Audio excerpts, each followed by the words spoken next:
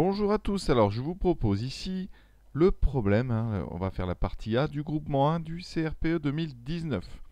On a ce qu'on appelle la situation ici des trois carrés. Donc beaucoup de petites questions.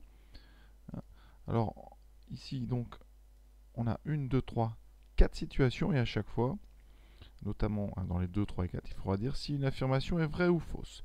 Donc la figure L pour l'instant est très simple, on a 3 carrés, d'accord, de mesure des côtés en centimètres qui sont 3, 4 et 5. Ça, c'est vraiment des triangles, des carrés très très connus. Donc les deux plus petits carrés sont gris, le troisième est blanc. Donc on comprend bien que le plus petit c'est 3, ensuite 4 et 5. Voilà. Première question évidente, vérifier que la somme des aires des deux carrés gris est égale à l'aire du carré blanc. Alors, on va appeler A3 l'aire du carré de côté 3, A4 celle du carré de côté 4 et A5 celle du carré de côté 5. Donc, ici, A3, ça sera donc 3 au carré. L'aire d'un carré, c'est côté fois côté. Ici, c'est des centimètres carrés. A4, c'est 4 au carré, donc 16. Et A5, c'est 5 au carré, donc 25. Et effectivement, on a bien A5 qui vaut A3 plus A4, parce que 9 plus 16, ça fait bien 25. Deuxième question, Claude affirme. Si on dispose des trois carrés, donc nos carrés de côté 3, 4 et 5, comme sur la figure ici, alors on reconnaît bien, vous voyez le petit carré gris, le moyen gris et le grand blanc.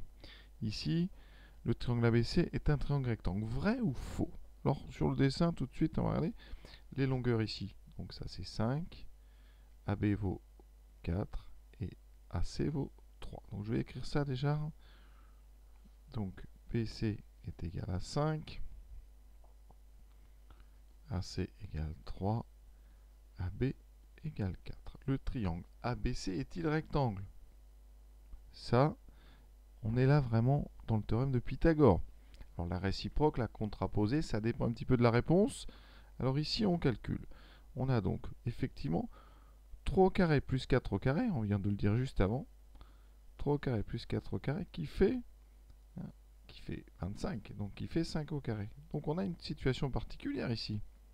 On peut appliquer la réciproque du théorème de Pythagore. Dans ABC,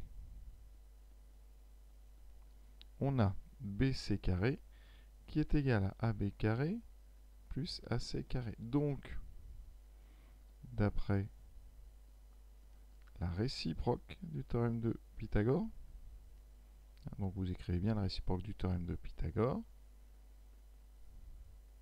bien le triangle ABC, il est bien rectangle en A.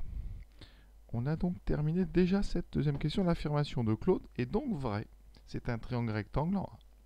Avec les mêmes carrés, Dominique affirme. Sur cette figure, alors là on a donc toujours, vous avez nos deux petits carrés gris, le carré blanc de côté 5, et on nous dit, Dominique nous dit, les longueurs des segments M, N et J sont des nombres décimaux. Est-ce que c'est vrai ou est-ce que c'est faux?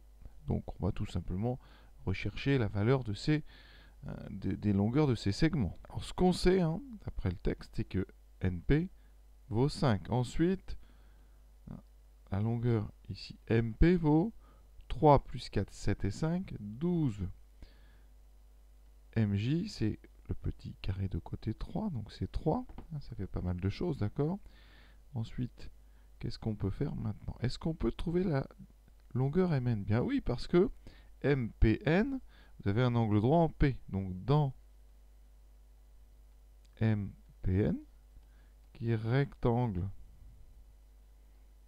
en P, j'applique le théorème de Pythagore. Cette fois-ci, d'après le théorème de Pythagore, qu'est-ce qu'on peut dire? L'hypoténuse au carré, donc Mn au carré, est égale à la somme, donc MP carré, plus NP carré. Donc Mn carré, ça fera MP carré, on a dit que c'était 12, donc 12 au carré, plus NP carré, c'est 5 au carré, ça me donne quoi ça? 12 au carré, 144, plus 25, ce qui fait 169, et ça, c'est 13 au carré. Donc, on vient de trouver que Mn est égal à 13. On est toujours en centimètres, et effectivement, et 13, ça appartient bien, hein, et 13 est bien un nombre décimal, est un décimal puisque c'est un entier. Hein. D'accord, est un décimal. Hein. Je rappelle que les décimaux sont que les entiers sont des décimaux. Hein. D'accord. Donc ça ne pose pas de problème d'avoir un entier. Un entier est un décimal. Hein, d'accord. C'est 13,0 si vous voulez avoir une partie décimale. Alors maintenant, on arrive à IJ. Donc on connaît Mn. Alors je vais représenter Mn. Hein. Voilà, c'est un très grand triangle avec 5, 13 et 12. On n'a que des côtés entiers. Et ensuite, on a une parallèle à NP. Hein. N et P, ils sont là. Et on a une parallèle à NP qui est ici, IJ. On a I qui est là et J qui est là. Et sachant que ici, MJ, on le connaît. Hein. D'accord, c'est 3. Et bien là, vous avez une configuration de Thalès. Vous avez un triangle de droite parallèle, des points alignés. Et donc, on va pouvoir appliquer Thalès. Hein. Donc, dans le triangle MPN, IJ est parallèle à PN. On a bien les bons alignements dans le bon ordre, MIN, MJP, et donc, eh bien, vous allez avoir des rapports de longueur qui sont égaux. Donc on dit, d'après Thalès, le théorème de Thalès, hein, eh bien j'aurai quoi? Donc, dans le grand triangle, on va faire NP, donc petit côté, divisé par, enfin, le côté d'en face, divisé par IJ, qui vaut donc, IJ je ne le connais pas, pardon, c'est ce que je cherche, qui va être égal au grand côté en bas, donc PM, divisé par JM. C'est-à-dire 12 sur JM qui vaut 3. Donc je résume en haut, on a 5 sur IJ qui est donc égal à 12 sur 3. Petit produit en croix, 3 fois 5, 15, est donc égal à 12 fois IJ. Conclusion, IJ est égal à 15 divisé par 12. Et 15 divisé par 12, eh bien, on divise tout par 3, on simplifie par 3, on divise pas par 3, on simplifie par 3, ce qui fait 5 carré. 5 quarts, c'est un quart, et vous savez que ça fait 1,25. Donc, IJ est un nombre décimal. Il y a une partie décimale ici qui s'arrête et qui après n'a que des zéros. Donc, c'est parfait. Donc, j'ai utilisé, vous voyez, le théorème de Thalès. Rien de bien compliqué. Vous avez donc deux triangles, un grand et un petit. Il y a proportionnalité dans les longueurs de ces triangles puisque ces deux triangles sont semblables. Pour ceux qui n'aiment pas Thalès, on peut aussi faire de la trigonométrie. Donc je vous explique. Dans MNP ou MPN, rectangle donc en P, on peut faire des calculs de sinus. Alors moi, ce qui va m'intéresser, c'est J. Et je ne connais pas IM, donc je vais faire une tangente, c'est-à-dire côté opposé sur adjacent.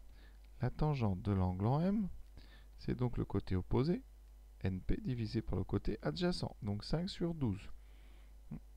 Ensuite, même chose, dans le triangle MJI, le plus petit, rectangle en J, eh bien on a le même angle M, donc tangente M, ça va faire IJ divisé par MJ, qui vaut 3. Donc comme c'est le même angle, ça veut dire que 5 douzièmes ici est égal à IJ sur 3, petit produit en croix, et on retrouve la même chose. 15 égale 12 fois IJ. Donc IJ égale 15 douzièmes, vous voyez. On peut, comme ça, passer par la trigonométrie quand on a des figures simples, des figures de Thalès. Donc réponse, hein, Mn et IJ sont des nombres décimaux. L'affirmation est vraie. Hein. Mn est même un nombre entier. IJ, c'est 1,25. Dernière partie de cette partie A avec les mêmes carrés. Hein, toujours les mêmes. Donc les carrés de côté 3, 4 et 5. Sur cette figure, les points R, S et T sont alignés. Vrai ou faux? Alors, je vais tout de suite tuer le suspense. C'est faux. Et on va raisonner par l'absurde. Donc je vais supposer que R, S et T sont alignés. Supposons que R, S et T sont alignés. Dans ce cas-là, la droite RST, c'est une séquence de nos deux droites parallèles que je vais indiquer ici. La droite ici qui fait le premier carré et la droite qui fait ce deuxième carré. Alors, suivant, on va mettre des noms. Ici, je vais mettre le point A, et ça sera le point B. Vous savez que RA est parallèle à SB. Donc, vous avez deux droites parallèles qui vont couper une séquente, qui serait la droite RT. Et on sait que deux droites parallèles coupent une séquente selon un même angle. Et donc, ça voudrait dire que donc, RA et SB coupent donc la droite, on va appeler RT, selon le même angle. Même selon les mêmes angles. Donc ça veut dire qu'ici, on aurait le même angle en R et le même angle en S. D'accord? Est-ce que c'est vrai? Eh bien, on va calculer, on va regarder. Dans le triangle RAS, qui est rectangle, rectangle en A. Qu'est-ce qu'on peut dire? On peut dire que le cosinus, alors cosinus, sinus, est-ce qu'on connaît les longueurs? On connaît ici 3, on a dit, ici on sait que c'est 1, d'accord? Parce que l'autre carré est de côté 4. On connaît côté opposé adjacent. Donc on va faire une tangente. La tangente en R vaut quoi? Vaut opposé sur adjacent, vaut 1 tiers. On fait pareil dans BST, qui est rectangle lui en B. On peut faire de la trigonométrie. Et la tangente de l'angle en S, eh bien, j'indique la longueur. Ici, on a dit que ça faisait 1. Là, c'est 4. Eh bien, ça fait côté opposé 1 sur adjacent 4. Donc, les deux tangentes sont différentes.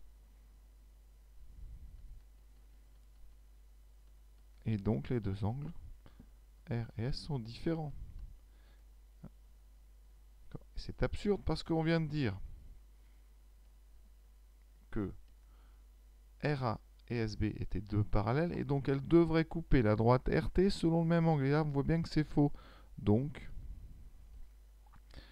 RS et T sont non alignés.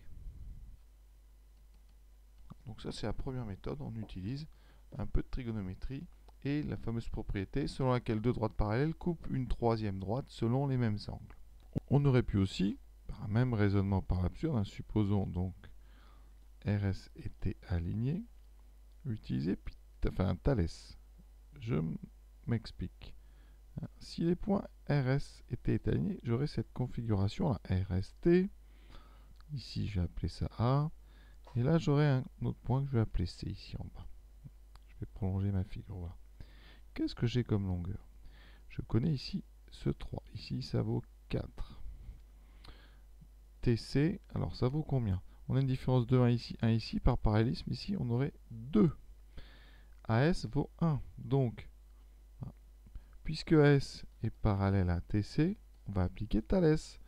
D'après Thalès,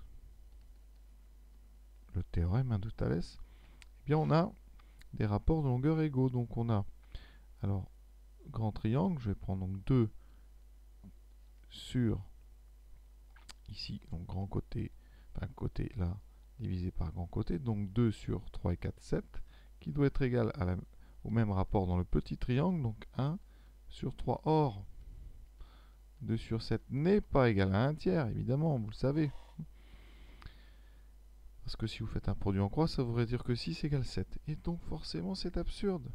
Notre raisonnement pas absurde a encore fonctionné. Notre hypothèse est fausse. R, S et T ne peuvent pas être alignés. S'ils étaient alignés, on aurait une configuration de Thalès qui fonctionnerait. D'accord? Ou de la trigonométrie, comme j'ai fait au départ, qui fonctionnerait. Donc, l'affirmation de Camille, elle est fausse. Voilà, cet exercice, enfin cette vidéo est terminée. Je vous invite à aller voir la suivante, qui sera donc, eh bien, la partie B de ce problème, ce qu'on appelle la situation des 5 carrés. A très bientôt.